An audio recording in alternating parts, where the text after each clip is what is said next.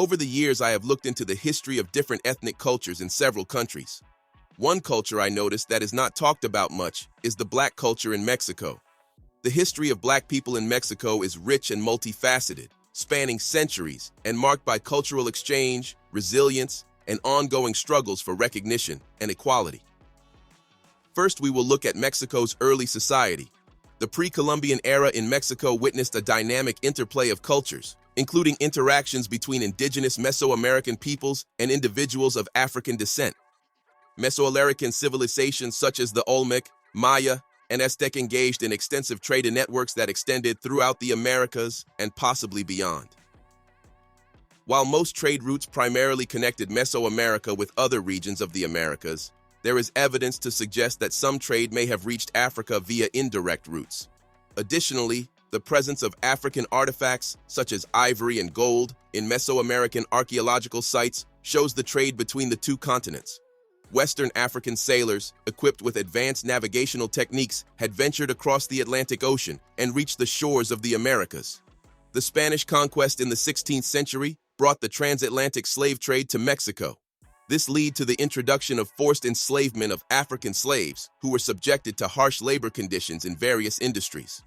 During the colonial period, Afro-Mexican communities occupied diverse social and economic roles, with some individuals able to gain their freedom and establish independent communities known as cimarrones or palenques. In the midst of Afro-Mexicans being enslaved, there was a prominent Mexican revolutionary leader and politician emerging. This revolutionary leader's name is Vicente Guerrero. Vicente Guerrero became Mexico's first Afro-Mexican president. Guerrero's military prowess and leadership skills quickly gained him recognition, and he rose through the ranks to become one of the most prominent figures in the struggle for Mexican independence. One of Guerrero's notable contributions to the independence movement was his collaboration with José María Morelos, another key leader in the fight against Spanish rule.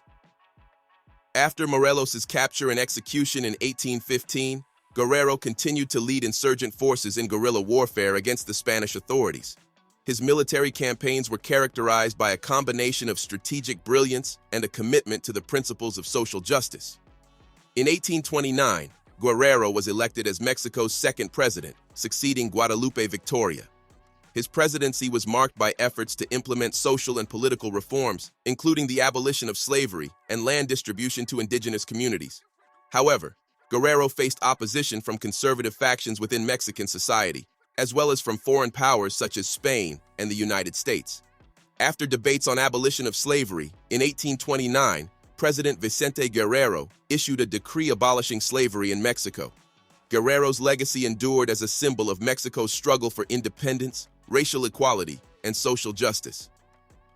Despite the abolition of slavery in the 19th century, Afro-Mexican communities throughout the 20th and 21st centuries continue to face economic marginalization, racial discrimination, and cultural erasure. The legacy of slavery and colonialism perpetuated socioeconomic disparities, limiting opportunities for education, employment, and political representation. Cultural erasure has been a significant challenge for Afro-Mexican communities, as their contributions and heritage have often been marginalized or overlooked in mainstream narratives of Mexican history and identity. Here is more on this present-day issue.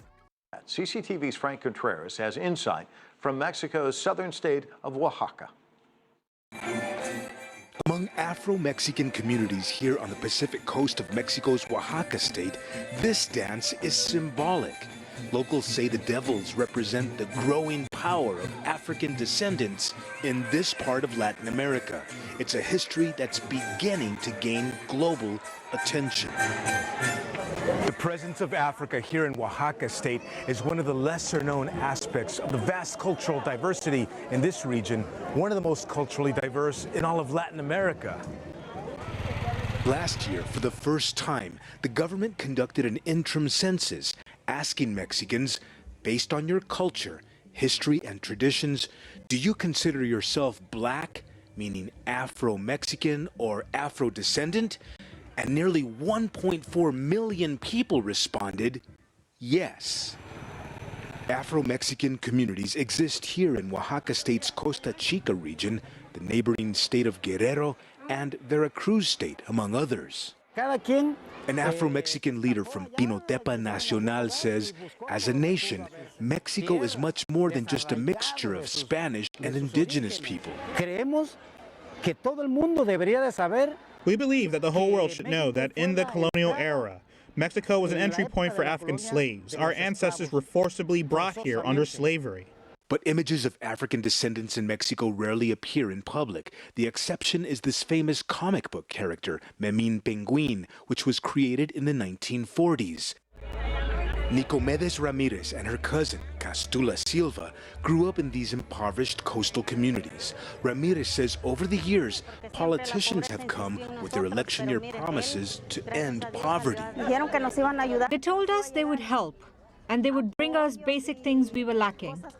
All we had to do was ask, but so far, they have done nothing for us. I never went to school because when I was a girl, there was no school here.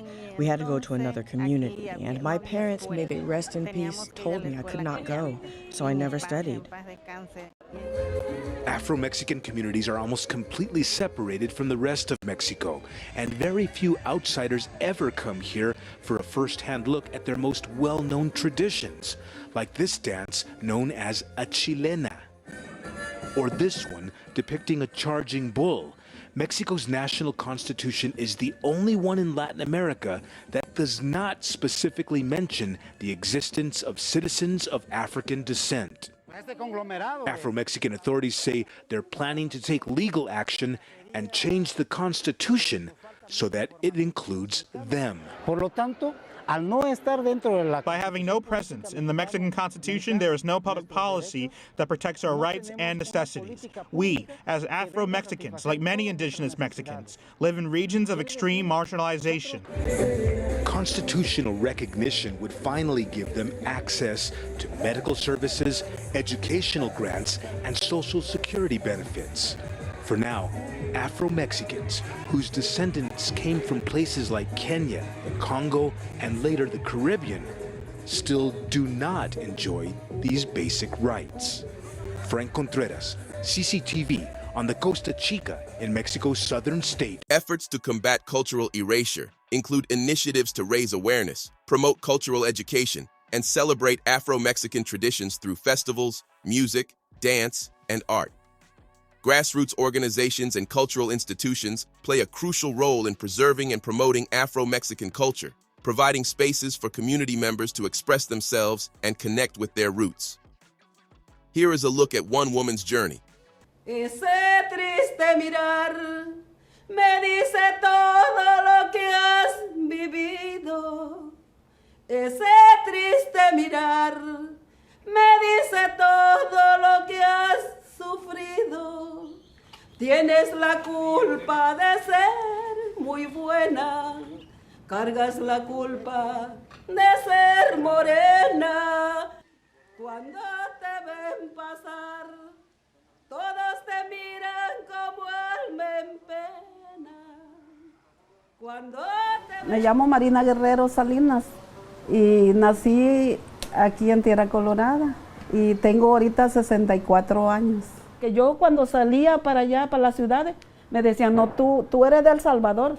Le digo, yo soy de México. Dice, no, si aquí en México no hay negro, se ve que usted no conoce su país completo, le digo. Porque acá yo soy de tal lado y acá hay negritos. Habemos muchos negritos. Se ve que no conoce su país. La educación que le dan a uno te habla de que eres mestizo. Es decir, descendemos de indios y de españoles, somos mestizos, todos en este país. Sin embargo, el concepto mestizo también es un concepto que esconde mucho, porque no habla de la tercera raíz, de lo afro. Y estábamos olvidados. Te ven pasar, te discriminan por ser morena. Saco todo lo que traigo yo adentro. Si estoy estresada, me desestreso yo pintando. Alguien te pone los eslabones. Me llama la atención puros negritos. Me gustaría pintar una mujer negra cargando un cántaro, así como yo antes. Recordando cómo antes era la gente. Que yo de chiquita tuve mucha discriminación. sus padres de mi novio no me dejaron casar con... No quisieron que se casara conmigo el muchacho porque era negro. Yo no sabía que era negro. Porque cuando vives aquí no necesitas afirmar lo que eres, simplemente eres, ¿no? Cuando tuve que salir de aquí fue que me di cuenta que era negro. ¿Por qué? Porque los demás hacían esa distinción. Y entonces tuve algunas experiencias traumáticas. Llegué a estudiar a Guanajuato y me cortaron el cabello, me raparon. Y me pusieron apodo de esclavo. Y hasta a raíz de esta experiencia fue que comencé a reflexionar. En realidad lo que yo estaba intentando entender era entenderme a mí, cómo era eso, qué soy, quién soy. Entonces, metiéndome me di cuenta que en la música creo que está la poesía. Todas las cicatrices que yo llevo son muchas que es muy grande. Ya pues en la noche yo empecé en la madrugada, que tiene la cabeza uno más limpia, se me vinieron a empezar palabras y ya fui armando yo a componer la primera canción. Ahora ya tengo más de 200 canciones ahorita compuestas. La primera canción que yo le escuché es una canción que se llama Este triste mirar. En ese sentido es una canción importante porque no hay en toda la Costa Chica alguien que haya escrito este sentimiento de ese modo. Esta experiencia de la discriminación por el color de la piel. Es una canción muy doliente, muy tierna en ciertos momentos, y yo creo que es algo extraordinario.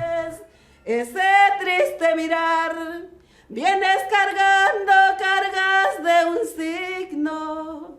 Ese triste mirar, andas penando por tu destino. Tienes la culpa de ser muy buena, cargas la culpa de ser morena.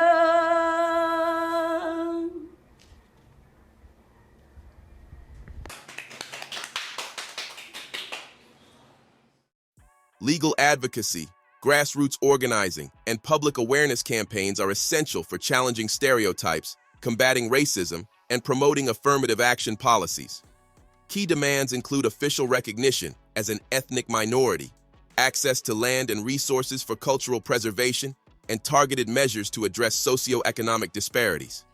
In conclusion, the history of Black people in Mexico is characterized by resilience in the face of adversity and ongoing struggles for recognition, equality, and justice.